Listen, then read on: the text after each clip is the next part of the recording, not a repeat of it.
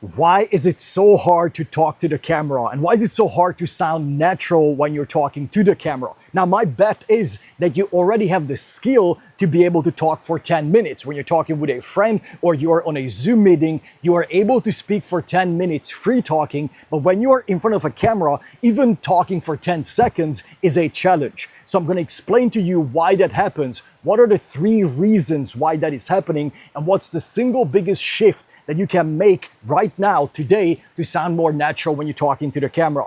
So when you are on a Zoom meeting and you're talking with somebody, I bet you can talk for 10 minutes with no problem. Or if you're doing a presentation to a group of people. But when the camera is in front of you, that is a completely different story. When I was working in the film industry, I had a chance to watch Brad Pitt, Matt Damon, Johnny Depp in front of the camera. And I was thinking to myself, they make this look very easy. The thing is, they make it easy because for them it is easy. And what I mean by that is they are talking directly to another person. They're talking to a human, whereas you and I, we have to talk directly to the camera. And I've seen some of these biggest actors to struggle when they had to directly face on talk to the camera because it is a very unnatural dynamic to be talking to an object. And that's exactly what I'm going to be explaining to you right now and what you can do to mimic real life conversations so you will sound natural when you're talking to the camera. And this is not just about sounding natural on camera. It is also about being practical when it comes to recording the videos.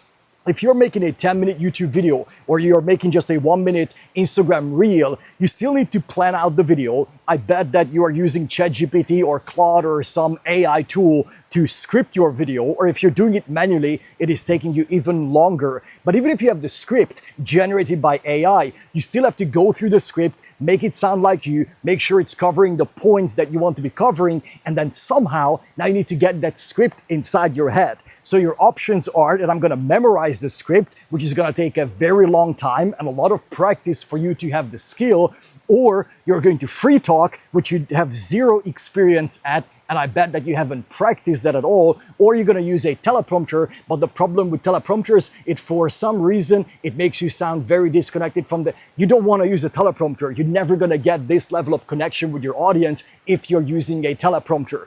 So this skill of you being able to communicate to the camera, it is going to help you whether you are on a sales call, whether you are doing an in-person presentation, or if you're on a podcast and you are being interviewed there. Talking to the camera is the hardest form of a communication. But if you can master this one single modality of talking to the camera, everything else is going to become so much easier. And because it's hard to be talking to the camera, I bet that you have been already playing with the idea of creating an AI clone of yourself. Now, here is why that is a bad idea, in my opinion. First is because you are going to, before I explain that, there are 2 scenarios when you are creating an AI clone. You either create, it's super hot out here, you are either creating an AI clone that looks so realistic that you are actually able to trick people into believing that it's really you. In the other scenario, you are making an AI clone that doesn't look realistic enough, so people watching the video, they immediately can tell that that is an AI clone. So with both of these scenarios, what you are missing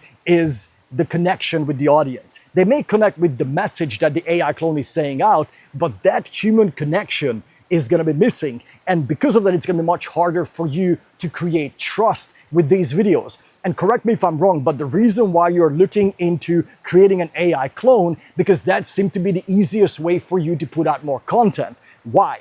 Because you don't have the skill and the ability to talk to the camera in an engaging way. Because right now, I'm not reading a teleprompter, I'm not using a script, I'm able to free talk to the camera. Why? Because I know the points that I want to make, and I have trained myself to be able to continuously articulate my thoughts into words in front of the camera. Because as I said, you can already do this on a Zoom meeting or when you're talking to somebody in real life. So what we need to understand is, what are the key differences when you're talking to a camera and when you're talking to somebody in real life? So the 3 reasons why you're finding this really difficult is, if we look at human history, if we look at human evolution, For the last 100,000 years, verbal communication has been around. Now, depending on who you listen to, if you listen to certain linguistics or anthropologists, that's a big word for a Hungarian, if you listen to different experts, they will disagree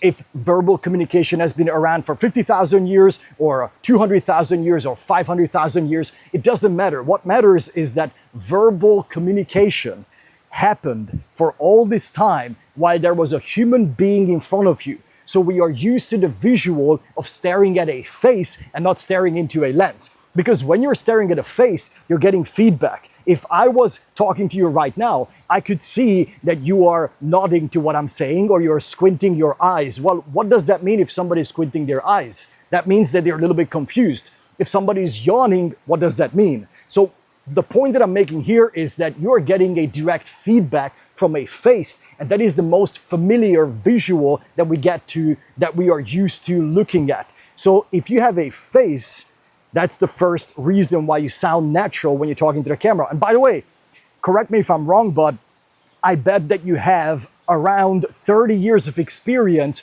talking to humans. And I bet you have less than 30 minutes of experience in your entire life practicing free talking to the camera. So no wonder it comes hard for you. So the first reason is that you are not looking at a human face when you're talking to the camera. The second reason is that the camera is not listening to you.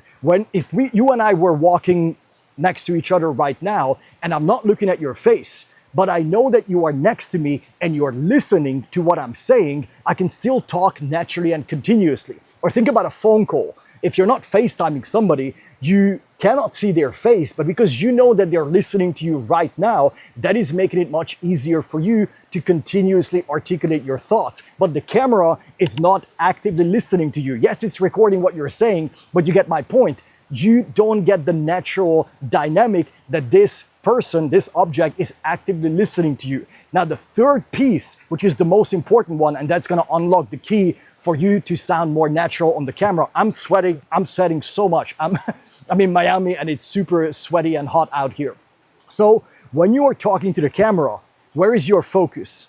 And my bet is when you're talking to the camera, you are staring into the lens. And whenever you're talking to another human, you never stare into their eyes for this duration. That is gonna make you come across a little bit too intense. So when you're staring into the camera, it is much easier for you to go blank and lose your train of thoughts.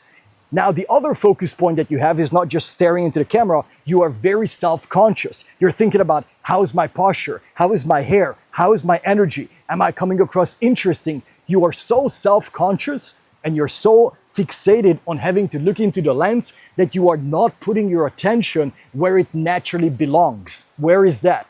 On the message that you're trying to communicate. Right now, the reason why I am able to talk to you for all these minutes without stopping for a single moment other than swiping the sweat off my face is because I'm focused on message, focused on articulating the message and communicating that to you. I'm not focused on how is my posture, how is my weird Hungarian accent. I'm just focused on clearly articulating my message. Nor am I focused on that I need to be staring into the lens. The only time I'm looking into the lens is once I have fully formed in my mind the next, what I call thought block. So I have the next thought block in my mind, that's when I can look into the camera.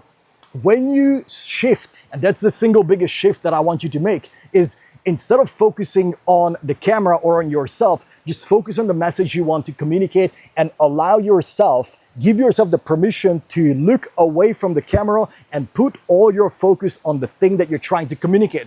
Even if it means that you're not going to look into the camera for a long period of time, I promise you, when you are recording, it is going to feel way longer, the time that you spend looking away from the camera, than when you watch the video back. And by the way, this is just first to practice. You don't have to post these videos, but if you just practice looking away and focusing on the message that you're trying to communicate, that is going to help you and serve you tremendously. And now, as we're moving into this AI era, information is being commoditized, meaning that access to information is easy now. People can go to Claude, to ChatGPT, they can go on YouTube and then just use the AI summary of the video. What is going to make the biggest difference moving forward is you to build your personal brand in a way that you can connect and talk with the audience. When I was working in the film industry, and I had a chance to work on some pretty big movies. But whenever we wanted to get the audience to really feel like that this is a real situation, like a car chase or something like that, we filmed it with a single take. There was a continuous take that we have filmed, because the more continuous a scene is, as in there are no cuts, the more real it feels. And right now, as we're moving into this AI era, people are going to be starving for real, that you are connecting with them. No script, no fancy editing, no cutting, just this human connection. Now, if you're having a hard time talking to the camera, maybe it's the memorization, or how do I articulate my thoughts, or how do I move my hands when I'm talking to the camera? How do I keep eye contact with the lens? If you're struggling with any of those, these are the topics that I'm going to be covering in my upcoming videos. So hit subscribe, and I'll see you in the next one.